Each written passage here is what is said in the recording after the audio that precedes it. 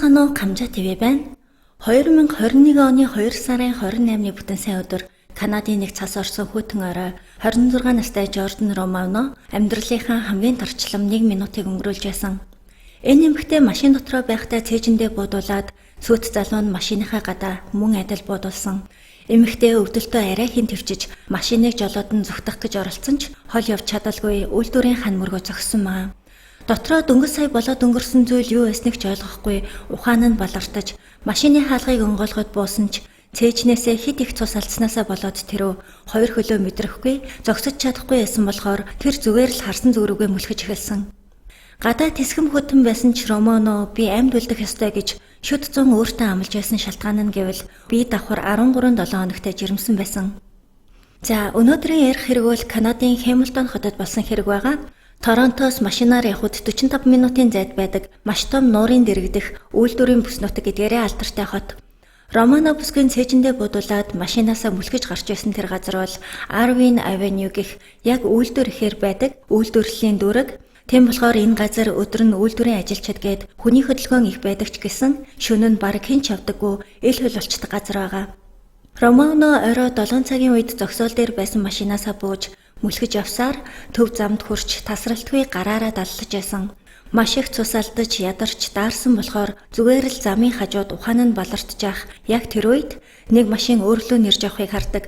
Машинаас нэг эмэгтэй бууж ирээд Романогоос юу болсныг асуухад буудуулснаа хэлээд бас сүт залуу нь тэнд буудуулсан үлдсэн болохоор цагдаа дуудаж өгөхийг мөн өөрийг нь эмнэлэг түргэж өгөхийг гуйсан.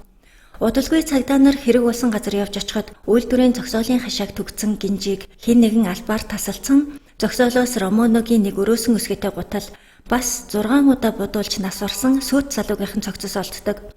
Бас үйлдвэрийн барилга баг зэрэг цөмөрсөн байснаа нь Романо машинаа ухрааж зогтох гэж оролдохдоо тэр ханыг мөргөж зогссон болж таарсан. Залуугийн цогцсны хажууд 5 Канад доллар бууны хонгойнууд бас Ванкувераас Торонто руу явах онгоцны билет олдож тэр билетэн дээр нас орсон сүйт залуугийн нэр болох Тейлор Фреди нэр байсан. Романогийн сүйт залуу Тейлорын талаар ярих юм бол Тейлор 1982 онд төрсөн. Баг багт нь аав ээж нь салаад, ээж нь Канадад маш алдартай стилист өсчин хурмын нүр бодол хийдэг артист хүн юм байна. Харин Тейлор бол аав дээр өссөн. Аавыгаа дахин гэрэлсний дараа Тейлор буруу замаар орж мөнгө олж болох амар хэлбэр аргуудыг хайх болсон. Ерөнхийдөө Ванкуверт байх том бүлэглэлтэй холбоотой ажил хийдэгч Тейлор өөрийгөө би зөвхөн бизнесмен, хориотой бараа болон мөнгөн дээр л ажиллана. Босод хүчирхийлэл хүйтэн зэвсэгтээ орооцолдохгүй гэсэн зарчмаар ажилласаар Ванкуверт нэлээд алдартай хориотой барааны худалдаачин болсон. Энэ хориотой бараа нь хар тамхи зэвсгийн 8 гээд ер нь нэлээд өргөн хүрээг хамарч исэн. Нэг өдрийн худалдаагаараа л гэхэд хэдэн зуун мянган долларын орлоготой ажилдаг бүх арилж байгаа зөвхөн бэлэн мөнгөөр л хийдэг. Тейлор бүр өөрийн нэр дээр гэсэн ямар ч банкны картгүй, хадгаламжчгүй, үл хөдлөх хөрөнгөгүй хүн байсан. Иймэрхүү замаар орж ирсэн бэлэн мөнгөө угаахын тулд Тейлор Hardest Diamond гэсэн алмазаар үнэт идэл захиалгаар хийдэг компанийг бас Elite Organic гэдэг эрүүл мэндийн бүтээгдэхүүн үйлдвэрлэдэг компанийг байгуулж энэ компаниуд одоо ч үйл ажиллагаагаа явуулдаг ч гэсэн энэ үйлдвэрүүдээс орж ирж байгаа ашиг тухайн үедээ Тейлорт үнэхээр хангалтгүй санагдчихсан болохоор илүү их ашиг олох хууль ёсны компани байгуулахыг хүсдэг байсан. Хориотой барааны худалдааг урт хугацаанд хийж болохгүй гэдгийг Тейлор мэддэг байсан учраас олсон бүх мөнгөө маш хурдан хууль ёсны үйлдвэрлэл бизнес болгож хуурахыг хүсчихсэн. Тейлор хууль бус худалдаа хийж байхдаа 2 удаа гэрлэж 3 хүүхдийн аав болсны дараа энэ хүсэл нь бүрч хүчтэй төрөх болсон. Харин бичлэг эхлэхэд анх гарсан 13-7 хоногтой бие давхар цээжиндээ буудуулсан Романо бол Тейлорын сүт бүсгүй буюу 3 дахь гэрлэлтийн эзэн болж таарч байгаа юм л да. Романог замаас олсон эмэгтэй яаралтай эмнэлэгт хүргэж өгсөн ч зүрхэн тус газраа буудуулж хэтэрхий их цус алдснаасаа болоод хүүхэд нь харамсалтай нэндэж Романо өөрөө комын байдалд орсон. Тийм болохоор тэр өдөр юу болсон хэн тэдэнд ийм зүйл хийснийг цагдаа нарт хэлэх боломж огт гараагүй. Амьд үлдэх магадлал ч маш бага гэж эмчнэр хэлж байсан. Ингээд цагдаа нар өөрсдөө нэг бүрчлэн бүх зүйлийг эхнээс нь судлах шаардлагатай болж үйлдвэрийн эргэн тойрны хяналтын камеруудыг шалгахад 28-ны өдрийн үдээс хойш 5 цаг 5 минутын үед цагаан өнгийн Audi Q5 зогсоол руу орж байгаа нь харагддаг. Удаачгүй цагаан Range Rover араас нь ороод хэсэг хугацааны дараа 6 цаг 12 минутын үед Ауди эхлээд үйлдвэрийн зогсоолоос гарч замын хажуу зогсоход дотроос нь нэг Аз залуухан эмэгтэй гарч ирэн буцаж үйлдвэрийн хашаа руу алхаж очоод Range Rover-ыг барьж гарч ирсний дараа зам дээр хүлээж исэн Ауди араас нь хөдөлсөн байгаа. Энэ үед Тикер Романо аль хэдийн машинаас буугаад зам руу мүлхэж исэн үедээ таарч байгаа. Хэрэв болсны маргааш нь буюу 3 сарын 1-нд Торонтын Итобек гэдэг газар нэг машин барилга баригдаж байгаа газрын хажууд дүрм зурчиж машина байрлуулсан байна гэх иргэний дуудлага цагдаад ирээд шалгаж үзэхэд өчигдрийн үйлдвэрээс Аз бүсгийн унаад гарсан Range Rover машин байдаг. Машины урд хоёр хаалга нь хаагдахгүй болцсон, хаалган дээр буудуулсан мөр, ямар нэгэн мөргсөн юм уу гэмээр зураас хонхорхой үссэн, бас цусны толбнууд олдсон. Машины арын хэсгийн мөргсөн улмөр нь үйлдвэрийн ханан дээр хонхойж үлдсэн мөртөө яг таарч, зөвхөн гаднахч гэлгүй машин дотор талаас Романогийн цус маш ихээр олдсон. Машинаас олдсон ил харагдаж байгаа улмөрөөс харахад гэмт хэрэгтэн машины хаалга онгорхой байх үед машин дотроо сууж байсан Романо руу гаднаас 3 удаа буудаж тэр 3 сумны нэг нь л Романог онсон гэсэн дүгнэлтэнд хүрсэн. Энэ машинаас нас орсон Тейлорын жолооны үнэмлэх Романогийн машины даатгалын гэрчилгээ зэрэг олдсон бөгөөд энэ машин нь Романогийн нэр дээр хэдхэн сарын өмнө авсан цоошин машин байсан.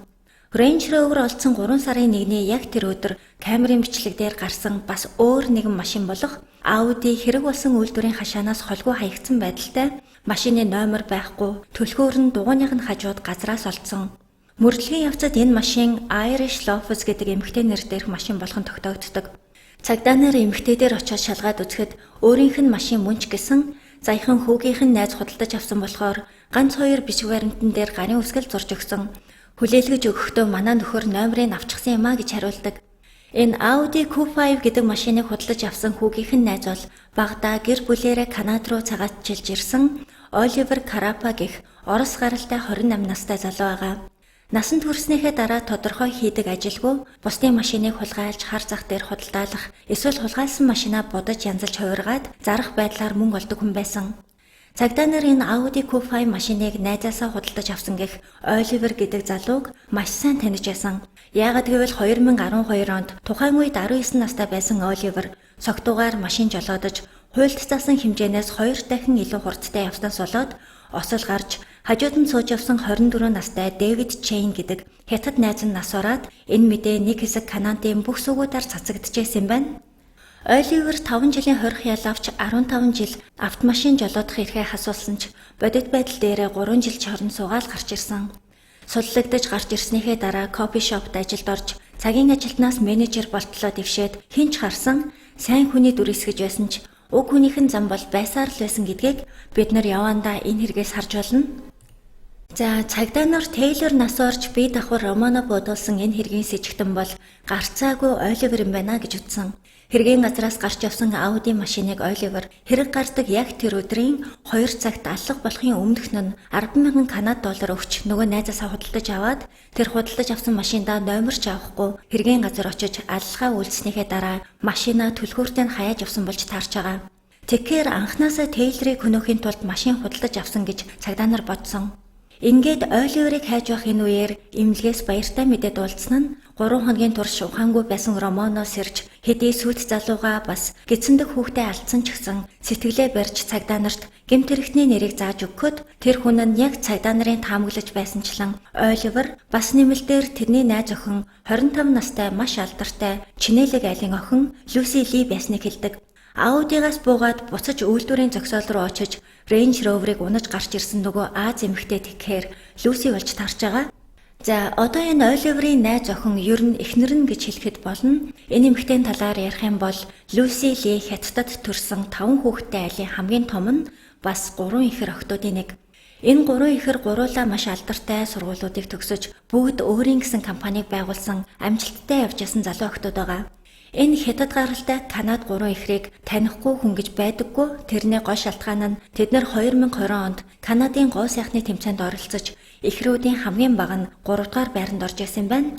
Маш олон зураг авалт нэвтрүүлгүүдээр гарч гэр бүлэрээ ийм үзэсгэлэнтэй бүгд дэлхийд алдартай том их сургуулиудыг төгссөн. Ээж нь улс төрчидтэй холбоо хамааралтай томоохон бизнес эмэгтэй ихрүүдээс гадна тэр 3 эмэгтэй эрэгтэй 2 дүүн шалгаагүй ааш зан хүмүүжил боловсрол сайтай гэж гайхагдаж төгс эгчдүүс гэгдэг байсан гэр бүл байгаа. Энэ 5 эгчдүүсийг төрүүлж өсгсөн хүн бол Луис Вэй гэх Канадад нэлээд алдартай бизнес эрхлэгч хятад эмэгтэй томоохон улс төрчидтэй хамтарч олон төрлийн үйл ажиллагаа явуулдаг. Дээрээс нь Орос нэвтрүүлэг болгондоо хүүхдүүдээ яаж юм бие даасан өөртөө итгэлтэй болгож хүмүүжүүлсэн туршлагаасаа бас тэдэндээ ямар шалгуур тавьж яаж дэлхийн шилдэг боловсролыг эзэмшүүлсэн бас яаж бүгд тус бүртээ томоохон компаниудыг байгуулад амжилттай явдаг талаар бахархаж ярьдаг байсан. Люси охиныхоо талаар ярихдаа миний том охин бол Харвардын их сургуулийн хамгийн шилдэг сурагч нарын нэг. Хэдий тэр миний охин ч гэсэн би тэрний ухаалаг байдлыг маш их хүндэлдэг гэж үргэлж ярьдаг байсан ч харамсалтай нь Люси хүн амны аллагын хэрэгт холбогдож таарлаа. Люси их сургуулаа төгсөөд удаагүй Оливертэй үерхснээр жинхэнэ бодит амьдрал дээрх элит баян охин танхаа этгээд хоёрын хайр дурлалын амьдрал эхэлж гэр бүлийн болон ажил хэргийн бүхий л үйл ажиллагаанд Люси Оливертэй хамт явж харагдах болсон. Эмнэлэх тухайн орч биеийн тэнхэрсэн Романо өөрийн мэдэж байгаа бас санаж байгаа бүх зүйлээ цагдаа нарт хэлснээр энэ хэргийн учир ерөнхийдөө тайлагдаж тодорхой болсон. Юу болсон бэ гэхээр 2020 онд Романо болон тэрний сүт залуу өөрөөр хэлэх юм бол нас орсон Тейлор хоёр дундын найзуудаараа дамжуулж Оливер Люси хоёртой танилцчихсан байна. Оливер Тейлорыг анхнаасаа хууль бус худалдааны бизнес эрхэлдэг. Тэр орлогоо хууль ёсны бизнест оруулж мөнгөө угаах гэж байгаа талаар аль хэдийн мэдсэн. Энэ тентхийн цуу ярианаас сонссон байсан. Тийм болохоор Тейлортой танилцахдаа Оливер өөрийгөө нэгэн нэр нөлөө бүхий хөрөнгө оруулагч, хууль ёсны маш олон бизнесийг эрхэлдэг болохоор өөртөө хамтарч үзэхийг санал болгон танилцжээ. Эхэндээ Тейлор Оливерыг сэжгэлжсэн ч гэсэн тэрний эхнэр нь Люси байсан учраас нэр хүндтэй баян алийн охин, дээрээс нь Люсигийн ээж нь бас хинбэ гэдгийг мэдээд Оливерт итгэл төрж хуурай ах дүүс шиг дотн болцоосон. 2020 оны тухайн үед коронавирусын халдвар дэгдэж дэлхийд даяараа маскны хомсдолд орсон тэр үед Оливер Тейлорт маскны үйлдвэрт хоёулаа хөрөнгө оруулж Европын маскны хэрэглээг хангаснаар маш их ашиг хийж болно гэж хэлээд 170 мянган канад долларын санхүүжилтийг Тейлороос авсан. Тэрнээсээ хэдэн сарын дараа Оливер үйлдвэрлэл маш амжилттай явж анх оруулсан мөнгийг чинь нөхөөд зогсохгүй хэд дахин их ашиг гаргаж авсан гэж хэлээд нэмэлт санхүүжилт өгөхийг хүсч Тейлор 300 мянган канад доллар нэмж гаргаж өгснөөр нийт гаргасан мөнгө нь 470 мянган доллар болж байгаа. Ерөнхийдөө Монгол мөнгөөр бол 1 тэрбум 200 сая төгрөг өгсөн гэсэн үг. Ингээд 2021 онд дөнгөж гараад Оливер Тейлор руу 44 тэрбум төгрөгийн үлдэгдэлтэй банкны хуулганы зураг явуулж таны хөрөнгө оруулалт 25 дахин өссөн байна гэдгийг хэлэхэд Тейлор энэ ганцхан маскны үйлдвэрлэлч биш бас өөр юмд миний мөнгийг оролцуулаад байх шиг байна гэж одоо бүх мөнгөө ашигтайнд хамт гаргаж авъя гэхэд Оливер энэ их мөнгийг шууд шилжүүлвэл цагдаа нарын анхаарал дүртэн тэгснээр анхны хөрөнгө оруулалт хаанаас үүссэн мөнгө вэ гэдгийг шалгуулах шаардлага гарах учраас манай эхнэрийн ээж маш том даатгалын компанитай болохоор энэ мөнгөөрөө амь насны даатгал хийлгээд хэсэг хугацааны дараа даатгалаа цуцалж бэлэн мөнгөөр даатгалын компаниас гаргуулж авах нь илүү аюулгүй мөнгөн шилжүүлгийн арга гэж ятгах чадсан. Мөрдлөгийн явцад олж мэдсэн зүйл гэвэл олон тэрбумын ашиг бас энэ даатгалтай холбоотой бүх Тейлорч явуулж байсан баримтууд нь Оливер эхнэр Люситэйгээ нийлж хийсэн хуурамч баримтууд болж таардаг. Зөвхөн Тейлорыг хуурахын тулд л энэ бүхнийг хийсэн байсан. Уг нь Оливерт 50% эзэмшдэг маскны үйлдвэр байсан нь үнэн ч гэсэн тэр нь бараг үйл ажиллагаа явуулдаггүй өрөнд баригдсан газар байсан гэдгийг тухайн үедээ Тейлор Романо хоёр огт мэддэггүй байсан болохоор Оливероос анх оруулсан хөрөнгө оруулалт болох хагас сая канад доллароо ашигтайнд хамт гаргаж аммаар байна гэдэг шаардлагыг л тавьж ирсэн. Ингээд Оливер энэс цааш дахиад Тейлорыг хуурах аргагүй болсон гэдгээ мэдээд амь насыг нь хөнөөх шийдвэрээ гаргасан байгаа. Хууль бус худалдааны зах зээлийг бараг атгадаг гэж хэлж болохоор ийм хүнийг хуурсан нь баригдах юм бол Тейлор Оливерыг хизээч зүгээр өнгөрөхгүй гэдэг нь ойлгомжтой. Романо хэлэхдээ Оливер Люси хоёр бит хоёртой маш сайхан харилцаатай. Хосуудаараа маш их зугаалдаг. Бит хоёр Ванкуверт амьдардаг ч гэсэн тэр хоёртой уулзахын тулд Торонто руу нисж очиж хамт хооллдог, хамт үдэшлэг зохиодог тийм дотн гэр бүлийн найзуудын харилцаатай байсан. Тейлор Оливерт маш их итгэдэг, яг л өөрийн төрсөн дүү шиг хайрладаг байсан талаар хэлдэг. Гэтэл Оливер Люси хоёр Тейлорыг заллан хуурам эхэлж, бүр сүүлд нь амь насанд нь хүрсэн ийм хэрэг болж таарч байна. Бүр хэрэг болохоос хэдхэн хоногийн өмнө гэхэд л Тейлор Оливерт төрсөн өдрийн мэд хүргэнгээ маш том алмазан зүйлт бэлэглэж, Люси Романогийн гэрээр зочилж, тэр хоёрч гэсэн эгч дүүсчгэл хөгжилдөж, гисэндэг хүүхэд нь хэдэн сартай бэби шоуро хаана яач хийх талаар нь асууж, 6 сард бүр дөрвөлээ хамт Итали явъя гэд төлөвлөгөөгөө ярилцаж сууж исэн хэрнээ хэдхэн хоногийн дараа нь алах гэж оролцсон ийм аимшигтай хүмүүс байгаа. Оролцсон гэж хэлэхэд ч бас хэцүү Романо азар л амьдулсан болохоос ер нь Тейлор шиг газар дээр амьсгал хураачч болох байсан. За хэрэг болдог өдөр тэр дөрөв Люсигийн ээжийн нэр дээр байдаг үйлдвэрийн агуулгатай танилцаж хэрэг өөрсдөнд нь таалагдах юм бол түрээсэлж дотор нь хамтарч өөр төрлийн бизнес хийх зорилготой тэр бизнес нь юу байж болох талаар ярилцах мөн агуулгатай танилцсныхаа дараа Люсигийн захиалга өгсөн тансаг зэрэглэлийн ресторанд хамтдаа хоол идэхээр тохиролцсон байсан. Агуулга дээр Тейлор Романо хоёр Range Rover машинаараа ирсэн бол Люси Оливер хоёр Аудигаар ирж түрээсийн зуучлагчийг хүлээх орондоо тэд нар гадаа хэсэг ярилцаж зогсцоосон. Гэхдээ та нарч гэсэн таамаглаж байгаах тэнд ямар ч түрээсийн зуучлагч ирэхгүй энэ бол анхнаасаа төлөвлөсөн аллага учраас түрээсийн зуучлагч бол зүгээр л нэг цаг хожих гэсэн шалтгаан байсан. 20 гаруй минут хүлээгээд зуучлагч ирэхгүй харанхуй болж цас орж эхэлсэн болохоор Романо Люси хоёрыг машиндаа орж дулаац гэхэд эмэгтэйчүүд Range Rover руу орж сууцгаан Тейлор Оливер хоёр гадаа яриагаа үргэлжлүүлж үлдсэн. Романо Люситэй хамт машин дотор байх хугацаанд Люси байн уцаа оролдож юм ярихчгүй нэг л сандарсан юм шиг байснаа Люси гинэт машинаасаа буугаад хаалгын чаалгүй гарч явхад Оливер буу гаргаж ирээд шууд Романо руу 3 удаа буудаж нэгэнд нь оногдоод айж сандрахтаа Романо машиныг хөдлөх гэж ухарч хаацлаад үйлдвэрийн хан мөргөж зогсоход Оливер Тейлорыг буудаж байгааг нь харагдсан байгаа. Ингээд бичлэг эхлэхэд яригдсан үйл явдал өрнөж зам руу мөлхөж аврагдсан нь тэр байгаа. Энэ хооронд Оливер Люси хоёр Тейлорыг хөнөөгөөд зүгтэж явжгаад буцаж агуулах руу Люси очоод Range Rover-ыг жолоодож гарч ирсэн. Энэ хооронд мэдээж Романо байхгүй байсан болохоор тэр хоёр гэрч үлдээсэн гэдгээ бол 100% мэдчихсэн. Цагдаа нар хэрэг гарснаас 4 хоногийн дараа буюу 3 сарын 4-нд Оливер Люси хоёрын зургийг олон нийтэд ил зарлаж эрчимтэй хайх ажиллагааг эхлүүлсэн. Угаасаа энэ 4 хоногийн хооронд хаягдсан машинууд, хэргийн нотлох баримтууд олдоод хамгийн гол нь Романо сэргэж бүх гэрчийн мэдүүлгийг өгсөн учраас сэжигтнэрч биш зүгтсэн гэмт хэрэгтнүүдийг эрен хайх ажиллагаа гэж явагдсан. Люсигийн ээж өмгөөлөгчөөрөө дамжуулан албан ёсны мэдэгдэл хийхдээ охин минь би чамайг буруу зүйл хийгээгүй гэж итгэж цагдаа нараас зүгтэлгүй өөрийн биеэр ирж мэдүүлгээ өгөөрэй гэж гуйсан байсан. Цагдаа нар мөрдлөгөө хяналтын камер хөөх замаар эхлүүлж хэрэг болдог өдрийн өглөө Люси Оливер хоёр лифтэнд сууж Люсигийн гэр рүү орж байгааг нь харагдсан бол цаг гарны дараа Люси хувцас сольж шаргал барих зүүсэн байдалтай ганцаараа лифтэнд сууж бууж байгаа нь харагддаг. Харин Оливер ямар ч камерт харагдаагүй болохоор шатаар босон байна гэж үзсэн. Барилгаас гараад тэр хоёр үйлдвэрийн агуулга руу очиж хэрэгээ үйлдснийхээ дараа Audi болон Range Rover-ыг нэг-нэгээр нь унаж хэргийн газраас холдуулж хаяад шөнийн 1 цаг 30 минут орчмын үед буцаж гэртээ орсон. Цаг орчмын дараа гэрээсээ гарч ирэхдээ Оливер гартаа хар ут барьж Люси маск зүүсэн байсан. Ерөнхийдөө хэрэгээ үлдээд гэрээрээ дайрч буцаж гарчин гэсэн үг. Лифтний камерт Оливер цаашаага Люси руу хараад зогссон байсан болохоор царайн сайн харагдахгүй харин Люси бол нэлээд сандарсан сериосны байгаа нь илт ойлгомжтой харагдчихсан.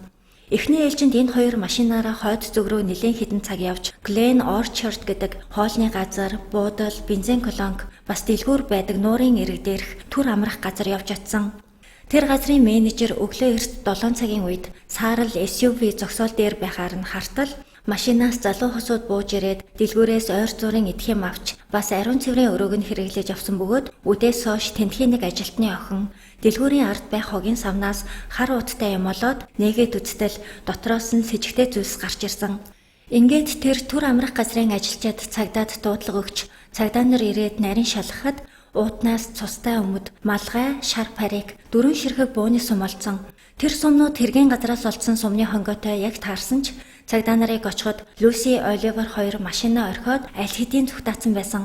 Гол асуудал нь энэ жижиг тосгонд машинаа хаяад явган хаашаа зүгтаасныг нь таамаглах хэцүү байсан болохоор юмыг яаж мэдхэвгээд тэр хавийн таксины компаниудтай холбогдож үзэхэд өглөө дэлгүүр орхосоо ч өмнө такси дуудах үйлчилгээ захиалсан байсан нь анхнаасаа тэнд машинаа орхиод зүгтах төлөвлөгөөтэй байсныг нь харуулдаг. Тэр хоёрыг очиж авсан таксины жолооч хэлэхдээ Оливер Люси хоёр хамгийн ойр байх автобусны буудлын руу хөргүүлээд тэндээсээ автобусанд сууж онгоцны буудлын орох гэж байгаа талаараа хэлэхэд нь та хоёр автобусанд суух юм бол онгоц хөөрөх цагтаа яагаад ч амжиж очих боломжгүй юм байна гэснээр тэр хоёр жолоочид 400 Канад доллар өгч Торонто хүртэл яваад метроны буудлын дээр буусан байгаа. Яг тэр жолоочийн буулгасан гих метроны буудлын камерт Оливер Люси хоёр харагдсан бөгөөд метрогоор Монреал орж тэр өдрийнхөө үдээс хойш 4 цаг 40 минутанд онгоцон сууж явсан нь тодорхойлсон. Хэрэг болсноос бараг сарын дараа буюу 2021 оны 3 сарын 26-нд Канадын Хэмилтон цагдаагийн газраас мэдэгдэл хийж Оливер Люси хоёр хэрэгээ үйлцснийхээ дараа 24 цагийн дотор Канадаас гарч зугтсан. Бид нар тэр хоёрыг зүүн Европ руу зугтсан гэж үзэж байгаа. 28 настай Оливер болон 25 настай Люси хоёр өөрсдийгөө эрен сурвалжлагдаж байгаа гэдгээ мэдж байгаа. Тэр ч утгаараа нуугдаж баригдахгүй гэж хичээж байгаа нэлт байна. Хэрвээ та хоёр намайг харж байгаа л өөрсдийн биеэр ирж хэрэгээ хүлээхийг шаардж байна. Баригдах нь цаг хугацааны л асуудал гэсэн нэлийн ноцтой мэдээллийг хийсэн. Энэ мэдээлэл хийсэн бичлэгээ дэлхийн нийтийн бүхий л хэвлэл мэдээллийн байгууллагуудад давхар бас илгээсэн байгаа.